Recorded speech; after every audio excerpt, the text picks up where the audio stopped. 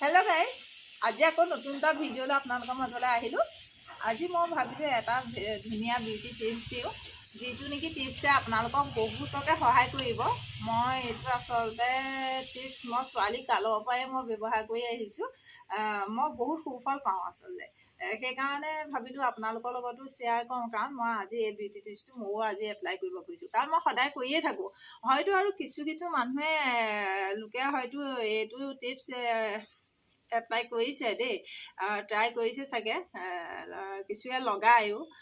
সেইসকলক মই নাই কোৱা, যিসকলে মানে নাজানে বা আজিলৈকে এপ্লাই কৰা নাই সেইসকলকহে কৈছোঁ। সেইসকলে আজি মোৰ এই বিউটি টিপছটো আপোনালোকে অকণমান চাব, যেনে হ'লেও আপোনালোকৰ যে মুখত ক'লা ক'লা দাগ পৰে আৰু ছালখন অকণমান মানে শুকান টাইপৰ হৈ যায় এই ঠাণ্ডা দিনত। মানুহে কাৰণ এতিয়া ঠাণ্ডা দিনত বৰ ছালৰ যতন ল'বলৈ মন নকৰে, নহয়নে?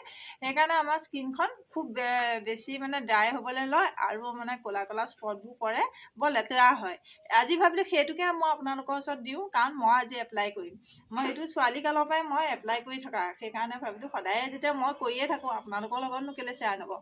শ্বেয়াৰ কৰিছোঁ, মোৰ মতে আপোনালোকে অকণমান হ'লেও উপকৃত হ'ব, ঘৰত এবাৰ এপ্লাই কৰি চাব।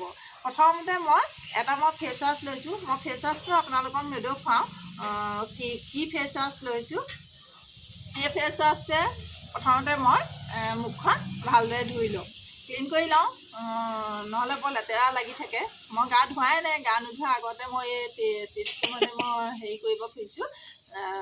সেইকাৰণে মই প্ৰথমতে ফেচ ৱাছটোৱে মুখখন ধুই লওঁ। আপোনালোকক নামটো নেদেখুৱাওঁ কি ফেচ ৱাছ, তেতিয়াহ'লে আপোনালোক অকণমান চাওক। মই প্ৰথমতে মুখখন ধুই লওঁ ফেচ ৱাছটোৱে।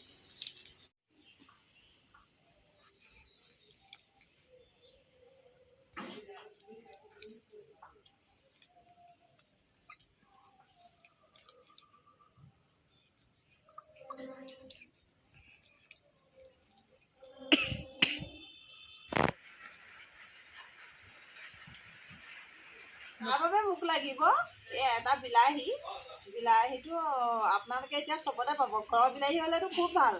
এইটো মই আচলতে বজাৰৰ পৰা আনিছোঁ, এতিয়া বজাৰত বিলাহী ঢেৰ। আৰু মোক লাগিব এচামুচ চেনি। এয়া চেনি লৈ ল'লোঁ, দেখিছেনে? ল'লোঁ। এতিয়া মই এই বিলাহীটো কি কৰিম, ধুনীয়াকৈ এনেকৈ লগাই ল'ব। অকণমান চেনি লগাব।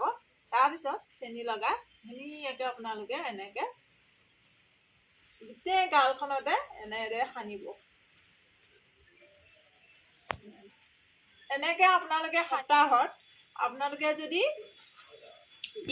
তিনিদিনমানো যদি এপ্লাই কৰে, কম নহ'লেও আপোনালোকে যদি দুদিনমান ভালদৰে এপ্লাই কৰে, তেতিয়াহ'লে চাবচোন আপোনালোকৰ মুখত যি ক'লা ক'লা দাগ পৰিছে সেইখিনি অতি সহজতে নাইকিয়া হ'ব। প্ৰথমতে ফেচ ৱাছে আপোনালোকে যি ফেচ ৱাছে ব্যৱহাৰ নকৰক, আপোনালোকে ফেচ ৱাছে প্ৰথমতে মুখখন চফাকৈ ধুই ল'ব।